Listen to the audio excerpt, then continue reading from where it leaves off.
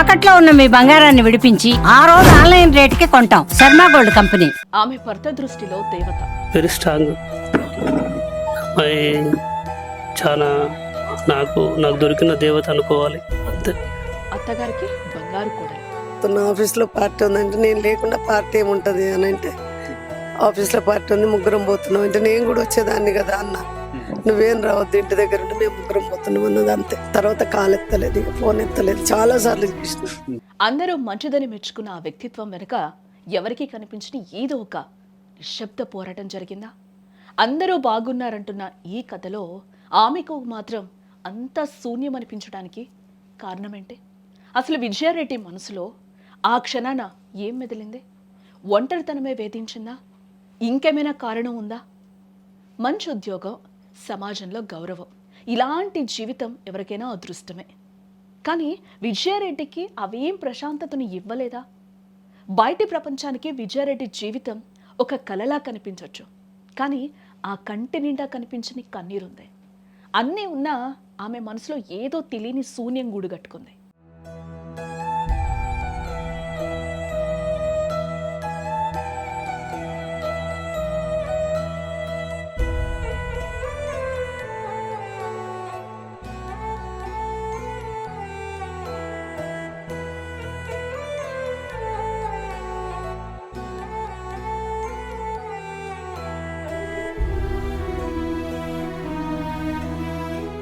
అందరూ తన చుట్టూ ఉన్నారన్న మాటే కానీ తన బాధను పంచుకోవడానికి ఎవరూ లేరన్న ఆవేదనే ఆమెను మృత్యు వైపు నడిపించింది.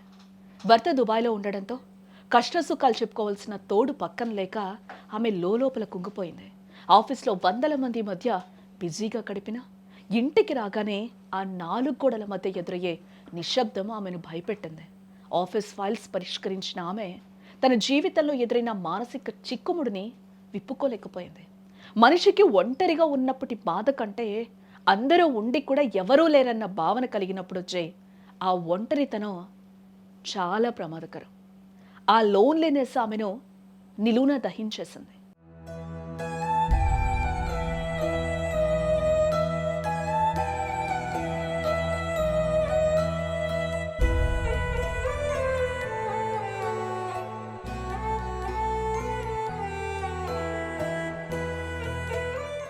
అందుకే హాస్టల్లో ఉన్న పిల్లలను ఇంటికి పిలిపించి వారితో కలిసి తన సుదీర్ఘ నిరీక్షణకు ముగింపు పలకాలని నిర్ణయించుకుంది. ఆ రోజు జనవరి 30, భర్త పుట్టినరోజు ముందు రోజు. ఎవరైనా వేడుకలు చేసుకోవాల్సిన ఆ శుభదినాన విజయశాంతిరెడ్డి ఇల్లంతా విషాదాన్ని నింపేలా చావుని ఎంచుకుంది. ఇది కేవలం అనుకోకుండా జరిగిన ఆత్మహత్య ఏం కాదు, ఒక పక్క ప్లాన్ ప్రకారం జరిగిన ఘాతుకం. భర్త దూరంగా ఉన్నారన్న నిరసన కావచ్చు, లేక తన బాధను ప్రపంచానికి గట్టిగా చాటి చెప్పాలన్న ఆవేదన కావచ్చు, తన భర్త జీవితాంతం మర్చిపోలేని ఒక చేదు జ్ఞాపకాన్ని మిగిల్చి ఆఖరు అడిగేసింది. ఓకే వచ్చేసి తొందరగా అన్నారు. మా బొమ్మకి ఫోన్ చేశాడు, చెప్పలేదు ఫస్ట్. లేదు బావా శాంతి చనిపోయింది. అంతేగా నాకు మైండ్ బ్లాక్లో ఉన్నది, ఏం చేయాలో అర్థం కాలేదు. తర్వాత ఒక 10-2 minutes తర్వాత ముగ్గురు చనిపోయారు అని చెప్పారు. ఆ టైంలో ఏం చెప్పాలో అర్థం కాలేదు. అదే నాకు తెలియదండి ఏం జరిగిందని. అమ్మాయి మాత్రం వెరీ స్ట్రాంగ్. అమ్మాయి చాలా నాకు దొరికిన దేవత అనుకోవాలి అంతే. ఫ్యామిలీ బాగా చూసుకుంటుంది, నన్ను కేరింగ్ చూసుకుంటుంది, పిల్లలు కేరింగ్ చూసుకుంటుంది. ప్రేమ ఎక్కువ, మమ్మీ అంటే పిల్లలకు అంతే. ఇద్దరికి మమ్మీ లేకపోతే ఉండలేరు వాళ్ళు. 27 మాట్లాడింది. ఆమె ఐఐటి కోసం ఎగ్జామ్ రాయడానికి వచ్చింది. ఖచ్చితంగా కొడతా డాడీ ఈసారి ఐఐటి పోతానన్నా. కానీ నార్మల్గా రోజు మాట్లాడేటట్టే మాట్లాడింది. అమ్మాయి ఫోన్ చేసింది, ఓకే ఏం చేస్తున్నావు అంటే ఇప్పుడు లేచానని చెప్పింది. మా చెర్రి నా తల్లి, చిట్టు తల్లి. మా అబ్బాయి విశాల్ రెడ్డి జీవితంలో నాకు వదిలిపెట్టి వెళ్ళిపోయారు అంతా. నేను ఎవరు ఇష్టపడ్డానో వాళ్ళే లేరు అంతేనండి. అది బాధగా నేను తీవ్ర కనపడతలే నాకు. చివరిగా ఆ పసి ప్రాణాలు, ఆ పిల్లలకు అమ్మే సర్వస్వం కదా.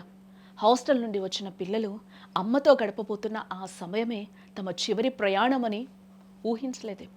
నేను లేకపోతే నా పిల్లలు ఏమైపోతారో, ఈ లోకం వారిని ఎలా చూస్తుందో అనే విపరీతమైన ఆందోళనే ఆ తల్లిని ఇంతటి కఠిన నిర్ణయానికి పురిగొల్పింది. అమ్మను కంటికి రెప్పలా నమ్మిన ఆ చిన్నారులు ఆ పట్టాల మీద మృత్యువును కూడా ప్రేమగా ఆహ్వానించారు. ఒక నిండు సంసారం రైలు చక్రాల కింద ఛిద్రమైపోయిన తీరు గుండెల్ని పిండేస్తోంది.